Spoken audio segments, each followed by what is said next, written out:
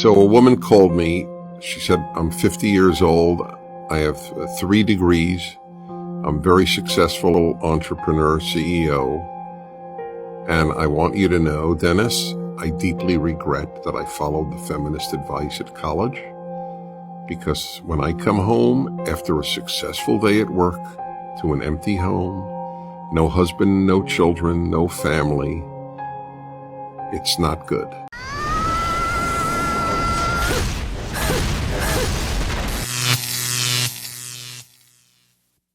Welcome, brothers. In today's video, we will explore various issues faced by the modern woman, reasons why they find themselves alone.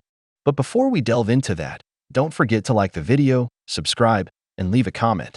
Brothers, we're also on TikTok now, so feel free to check us out. The link is in the description. Without further ado, let's get started.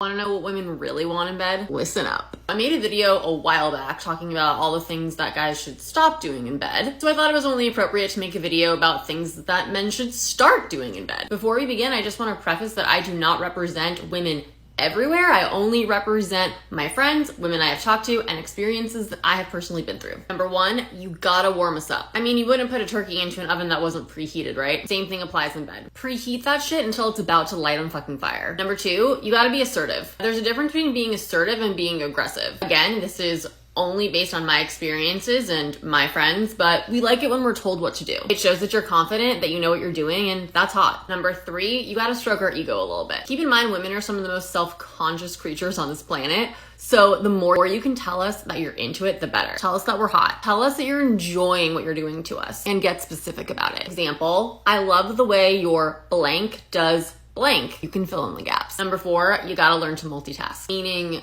you need to use your fingers, especially when visiting southern regions. Number 5, tell us to take our time. It's no secret that women are oftentimes really in their heads. So alleviate some of that pressure by just telling us to just chill and take our time so we don't feel rushed. Encourage us to use adult accessories. Battery operated devices are your friend, not your enemy. I mean, think about it. If something helps you get a job done faster, why wouldn't you want to use that? 6, send dirty texts. Text us that you can't wait to see us and everything you want to do to us when that happens. Get us excited. 7, surprise us by trying something new. Listen, I love peanut butter and jelly, but I don't want to eat the same sandwich every single day. As long as both people are cool and comfortable with it, I say hell yeah. Don't be afraid of the unknown. Hope this helped and follow me for more tips. Have you ever heard the phrase that for a man to please a woman, he has to be everything? A therapist, a domestic worker, a good lover, and more, just to make his woman happy. But at some point, do you ever see a woman wondering what a man wants, how to please him, how to keep him motivated, how to make love to him? Nowadays, not everything revolves around making a woman happy. It's as if you're telling the man that his life goal is to keep a woman content. This reasoning is what leads to many dead bedrooms, where you find yourself with women who never want to make love because they have to meet a bunch of requirements to please them. They don't contribute anything to satisfy you. That's why you see men tired of their women, because they see that she never takes the initiative. Only the man has to pursue her, which becomes exhausting after a while. Upset every single year because you feel less than in comparison to the rest of your family. But is it your family making you feel less than, or do you feel that you're less than and then you project that onto your family? I'm single. I've never had a boyfriend, but I recognize that most people in my family are traveling for Christmas. Some of us live in the city where Christmas happens. A few of us live in a different province. The people who are from the other province, they're all in relationships and they're still traveling. Am I traveling too? Yep, within my city, because I'm not one of the people who hosts Christmas. So I would say the majority of us are traveling for Christmas, and I'm good with that. And in fact, one of the only other single people in my family is one of the only other people who doesn't have to travel because it's happening at their house. So I think there's a few things going on here. Obviously, you can spend Christmas however you like, but I don't think people are being asked to travel simply because they're single, unless there's something else going on.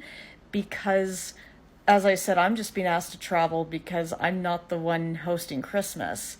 And as I said at the beginning, I think it's really important to recognize when, and again, I don't know your family, I don't know, but to kind of consider, are other people making me feel a certain way, or am I projecting onto them? She is projecting herself. The real problem might be that people nowadays want others to change for their situation. If you're not the one hosting Christmas and you know a family always hosts the festivities, why should the family accommodate to you? Why should they do things differently just because you can't bring a partner? In the worst case, you might not be invited, and you feel excluded. That's why we see people today who feel entitled. People who constantly push to change laws to improve their condition, even if it worsens things for others, just because they are individuals who can't adapt. It's like the main character syndrome, or people who believe they have the right to everything. She doesn't have a boyfriend, she doesn't have kids, and she has the most time to move around because she has nothing else to occupy her time. She probably arrives, is in a bad mood with the family, and nobody should have to change to adapt to the situation of a particular person.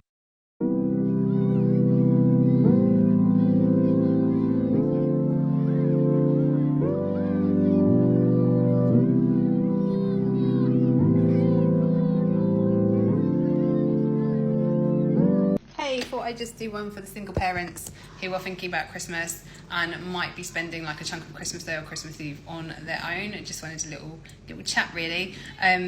I spent not last Christmas Eve, but the two before that on my own on Christmas Eve, and it felt weird.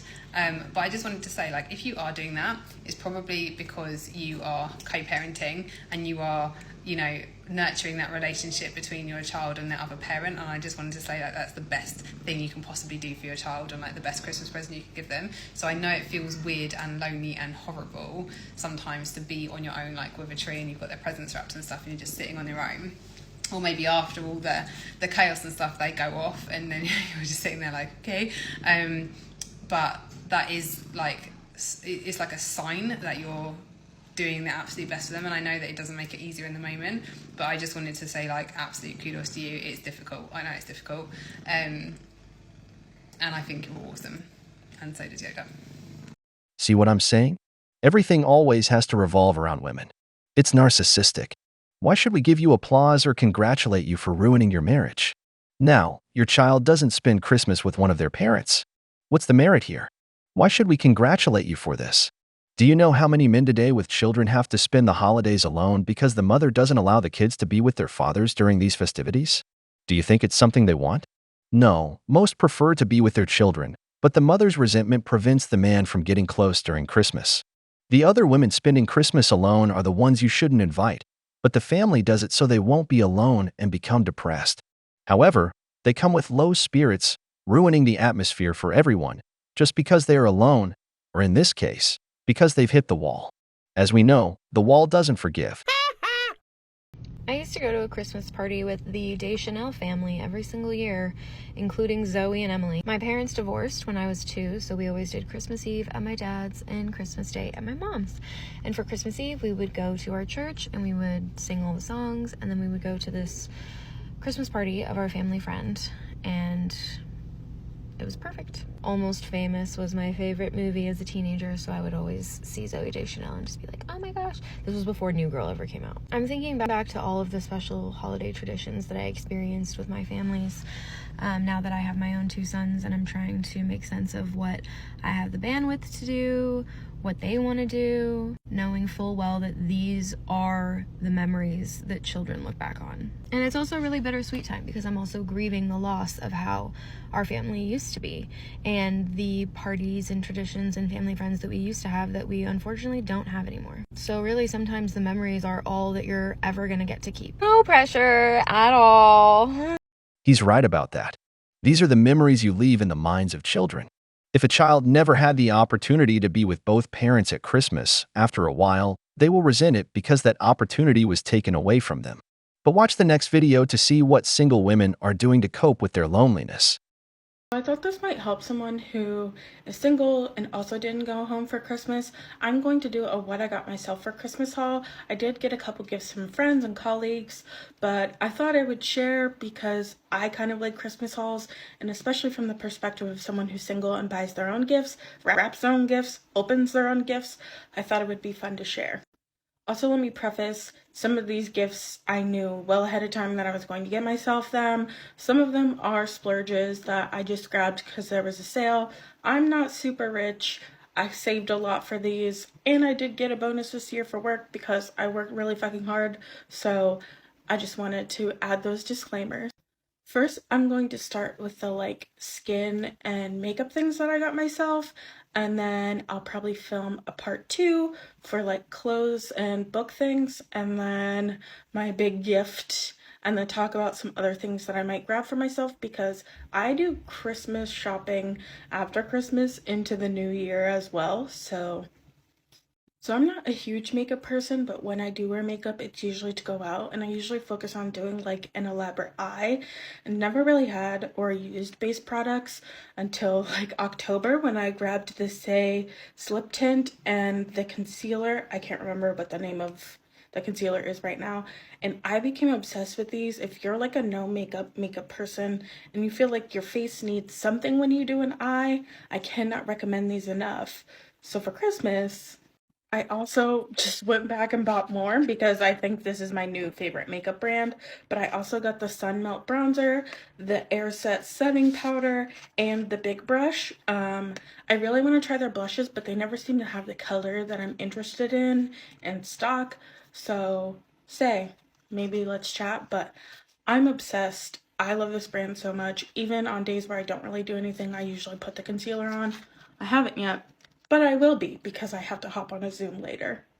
In terms of body care, I want to say shout out to Being French when earlier this year I hopped in their TikTok comments and said, how the hell am I supposed to pronounce this? I've actually tried one of their lotions before. This is the Ashley Tisdale line available at Target, and so I grabbed the Lavender Cloud line, what I could that was in stock because they're always out of stock of things. But I got the body wash, the linen mist, the lotion, and the body oil. This is the standout winner. I can see why these are always out of stock. This is incredible, and I cannot wait to share my new signature scent that includes this. I'm obsessed with this line. I want it all. Part 2, I'll talk about some clothes, some fragrance, and some hair care that I got myself. In short, buying and spending a lot of money to fill a void with unnecessary gifts. This, brothers, is sad because we see many women going crazy buying things during this holiday, thinking that this purchase will distract their minds. Later, they claim that single women are the happiest. I don't believe a truly happy person would be buying gifts for themselves. This, to me, is sad. We've reached the end of the video, but before we go, the questions are for you. What do you think of the woman who says that men should do in bed? Do you believe that Christmas now has to adapt to single women? If you enjoyed the video, make sure to give it a thumbs up, subscribe to the channel, and hit the notification bell. Your support means the world to us and motivates us to create more content. Stay tuned for the next exciting video from The Wall.